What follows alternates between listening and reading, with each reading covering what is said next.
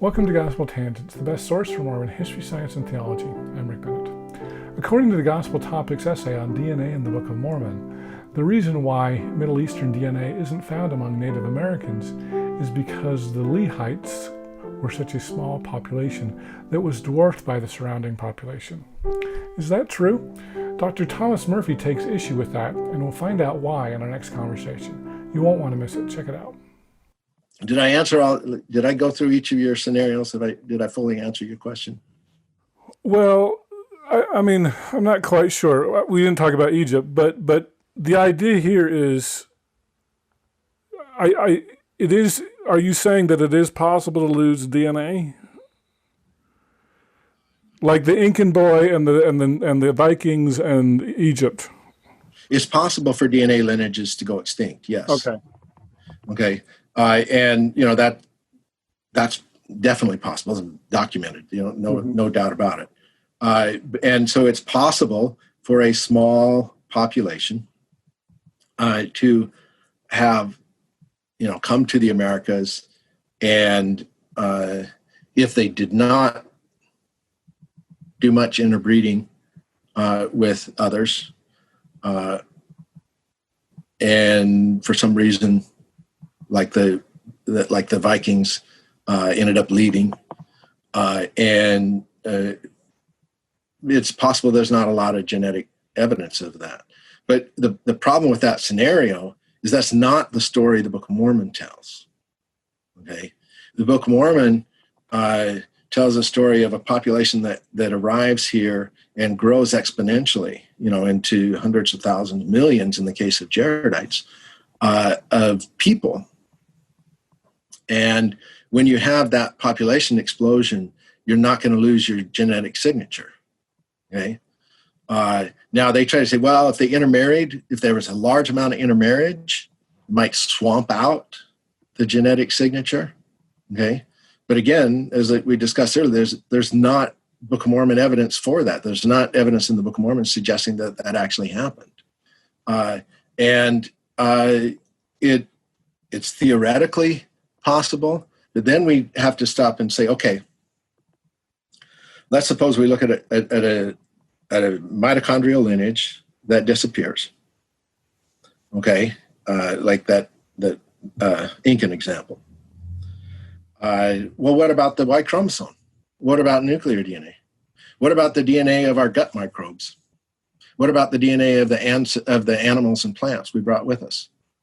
Okay, and so the essay makes a big emphasis on a couple of principles of kind of population genetics, things like gene flow, genetic drift, mutation, founder effect, and suggests that these sorts of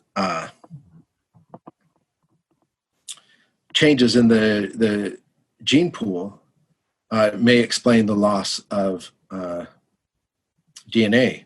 But if we look at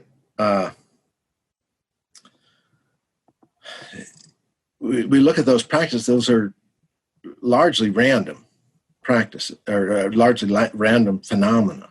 Okay, that you might randomly lose one lineage doesn't get passed on, and so what we see is across the genome of not just humans, but our gut microbes, our dogs, our other domestic animals, and what we see the same story being told across that group of gene pools.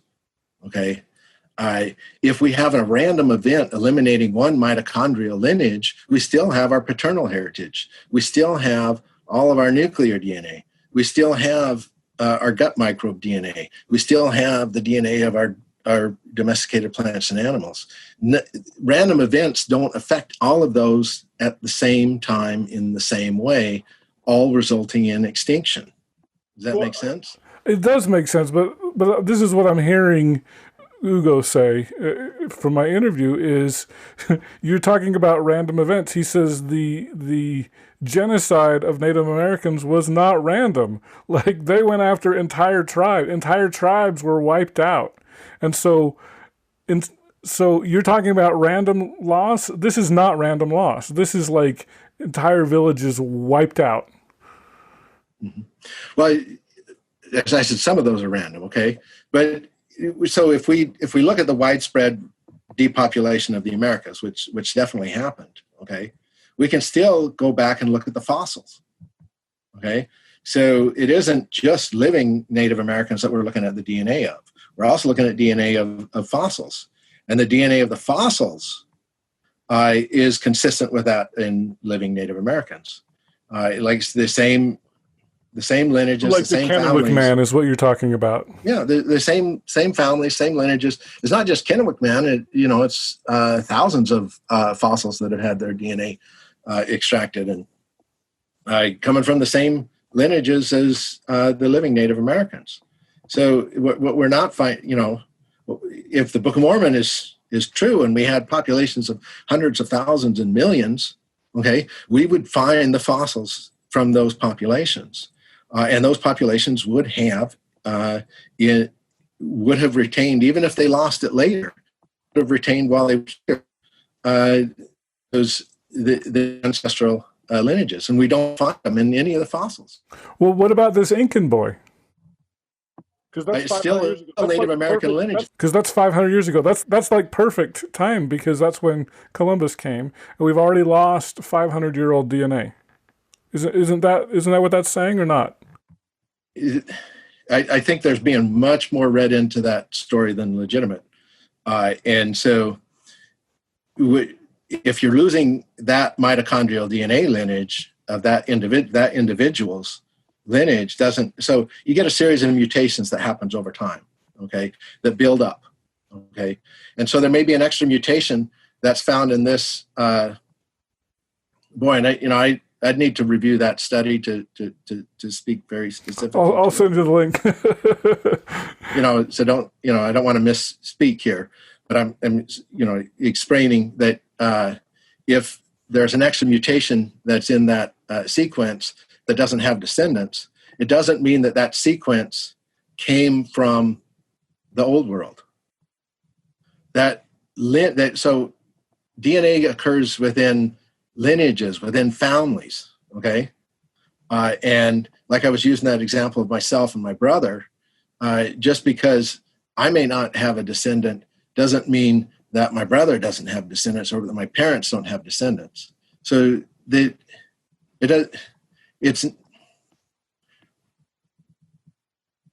there was not a large population of people that went extinct in that sense that the Book of Mormon suggests. The Incan example, as of what I know of it, is not even comparable.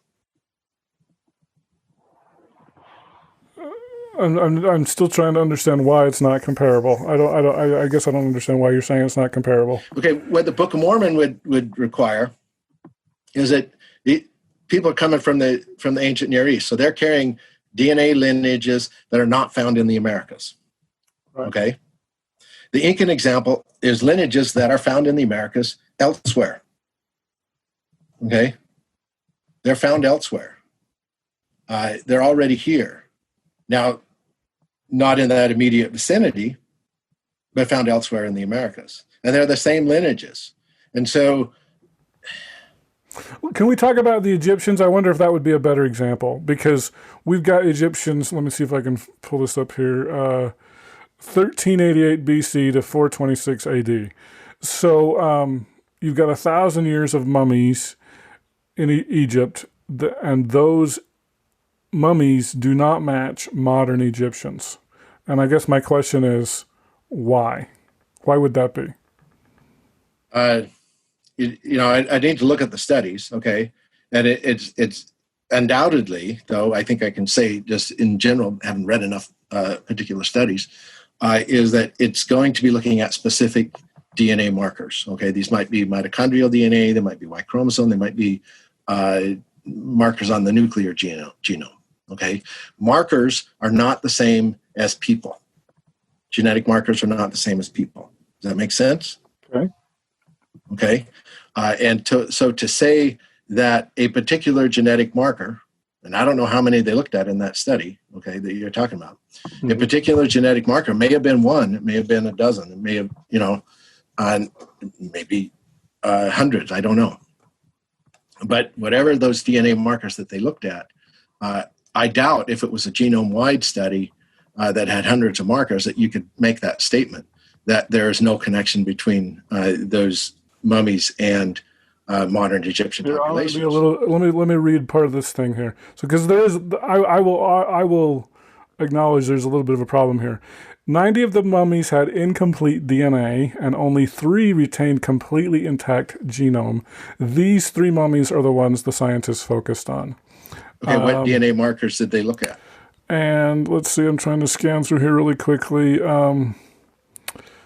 Mummies didn't have any DNA from sub-Saharan Africa, whereas 20% of today's Egyptians have sub-Saharan genes. The lead author, Johann Kraus, told Science that modern-day variation might be because either the spread of Islam or more trade increased contact between different parts of Africa. The DNA sequencing method used in the study makes the results robust. The researchers looked at any DNA in a given sample and then isolated the genetic material that might be human. That's where about the article ends. So this isn't a... This is just a news article. Yeah, the news article. So you need to look at the actual article and say, okay, what genetic markers are they looking at? Yeah. Okay, and if they're saying it's the probability is they're looking at mitochondrial DNA because that's the one that's been studied the most. Okay. It does have a link to the ancient. Let's see. This is from Nature Communications. Oh, just go away. I'll send you the link. Maybe we'll have to have a follow up on this when you've had a chance. Because I didn't mean to hit you cold on that. But yeah, I mean, I'd love for you to say, to give a better article. And it wasn't fair of me to hit you cold turkey on that one. But I, the reason I'm bringing this up is because I'm trying to play the role of Ugo Perego, because these are the kinds of things that he would point to, and so I just want to pull that up. So well, from what you said, I think we can make a little bit of an analysis. Okay, we don't know what genetic markers are. Probably mitochondrial DNA. Okay, just because that's the most commonly studied, and so they're saying 20% of Egyptians today have a lineage that's not found in the mummies. Okay, so that means that there was migration afterwards. Hey, everybody. After the interview aired, I wanted to let Dr. Murphy see those articles that I referenced just a few minutes ago, and he emailed me his response, and so I would like to just read his response to you so that you can get a better idea of the issues that I raised and that he basically rebutted. So here we go. The DNA sequence from the Incan boy, as I recalled correctly, was his mitogenome, or from his mtDNA. This is maternally inherited and represents the genetic code found in mitochondria, the powerhouses of the cell. The mtDNA is approximately 16,569 base pairs. It is a very small part of the overall genetic heritage. The nuclear genome is much larger, 3.2 billion base pairs, and much more representative of the boy's actual ancestry. The news article acknowledges the same points that I was trying to make. The scientific article provides even more detail. The news article does not support the claim that his DNA disappeared entirely. The scientific article even less so. Instead, his mtDNA represents a new subclade of C1b, a very common widespread clade found throughout the Americas and in portions of Asia. The authors call this new subclade C1bi. This clade and subclade are both part of a larger haplogroup C that likely originated in Central Asia and came with the earliest founders to the Americas. This new subclade, not the larger clade or haplogroup of C1b or C, is relatively rare. C and C1b are common. The scientists found the new subclade in only 3 living indigenous South Americans and in 1 ancient member of the Wari Empire in what is now called Peru. It thus appears to have been found in more living samples than ancient ones, at this point at a ratio of 3 to 2, living to ancient samples. The sample sizes are small, and you need to consider them in relation to the larger sample of both ancient and modern DNA lineages. Because far more living DNA is available than ancient DNA, it appears that this lineage may have declined significantly in modern populations. This is what the news article exaggerates as virtually disappeared. It has not actually or completely disappeared at all. It is just very rare, but appears always to have always been at least somewhat rare. This news story and the scientific article it is based upon do not provide support for the claim in the LDS Gospel Topics essay that a wide swath of DNA markers might just disappear from a population. Instead, it provides evidence of a rare subclade that appears to have emerged about 14,000 years ago in South America as a branch of the more common C1b clade. This rare subclade did not disappear. It is just relatively uncommon in both ancient and modern populations. More so in modern populations, but possibly just because of small sample sizes. Here's a quote from the scientific article demonstrating that relatives of the mummies, descendants of his cousins, are abundant in the living population. The variation observed in the mummy's mitogenome fits perfectly within the phylogeny of one of the most typical Native American haplogroups, C1b. Moreover, this haplogroup represents one of the most frequent branches within C1, together with C1c and C1d, and was recently identified as one in more than 15 mtDNA American founders. Okay, now back to, that's the end of the quote. Angelo and I do acknowledge that it is theoretically possible for some genetic signatures to disappear, even though this article is poor evidence for such a claim. However, this particular mtDNA subclade is a very small part of a much larger genetic heritage for this Incan boy. The markers of the larger genetic heritage, particularly in his nuclear genome, were not studied here. Even if this one mtDNA clade was entirely lost, that would not mean his DNA more generally had disappeared. Remember that there are 3.2 billion base pairs in the nuclear genome versus 16,569 in mtDNA. Hundreds of other known genetic markers from this boy could, and likely are, still present in modern populations at much higher rates than this subclade. Also, the close relatives of this rare subclade, other members of the C1b, remain common in modern populations. This is nowhere near the Book of Mormon scenario of a populations of hundreds of thousands or even millions of people who left no genetic markers of any kind in either the fossil record or living populations. The Egyptian mummy news story and its related scientific article similarly are poor comparisons to the situations required for Book of Mormon populations. In this case, they had 90 mtDNA samples and 3 samples with a selection of the larger nuclear genome, the largest of which was still only 500,000 out of 3.2 billion base pairs.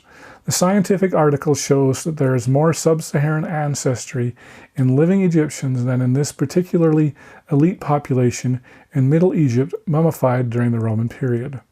These mummies do not represent a lost population.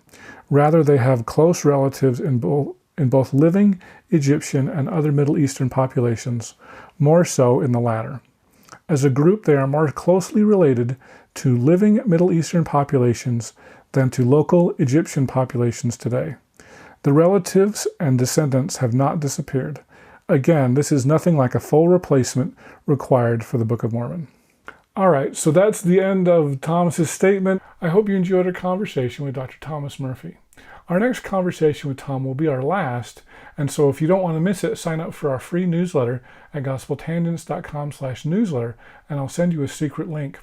We're going to talk about how the Americas were populated, and it turns out that the well-known theory is not what really happened. So there's not a land bridge? They had to come a different way, not on the land bridge? Is that what you're saying? They had to come from Asia because that's where the relatives are. But coming through an ice-free corridor from basically the Beringia through an ice-free corridor into the Americas, we know that's wrong now. For those of you who are interested in the entire interview uncut without any interruptions, sign up at patreon.com/gospeltangents and you can hear the entire interview for just $5 a month. Also, we have other tiers. If you'd like to subscribe on our website at gospeltangents.com, click on the yellow subscribe button and you can subscribe for $10. You can also do that on Patreon and get a PDF transcript. We've also got some other ones for $15 and $20 if you'd like to get those as well. If you're interested in individual transcripts, go to Amazon.com and do a search for Gospel Tangents interview, and you can see our past interviews there in paperback form. So just check out Gospel Tangents. We're always updating those. For the latest updates on Facebook, go to facebook.com/gospeltangents, and you can see our latest updates there. We're also on Twitter at Gospel Tangents. Of course, you can subscribe on Apple Podcasts at tinyurl.com/gospeltangents. And please give us a 5-star rating for those of you who listen to audio only. So once again, thanks for listening. Click here to subscribe, here for a transcript, and over here we've got some more of our great videos. Thanks again.